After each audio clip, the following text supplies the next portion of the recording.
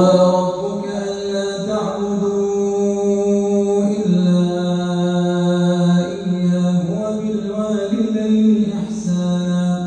إما يبلغن عندك الكبر أحدهما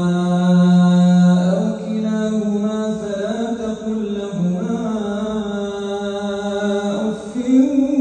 ولا تنهرهما وقل لهما قولا كريما واخفض لهما جناح الذل من الرحمة وقل رب ارحمهما كما ربياني صغيرا ربكم أعلم بما في نفوسكم إن تكونوا صالحين فإنه كان للأوابين غفورا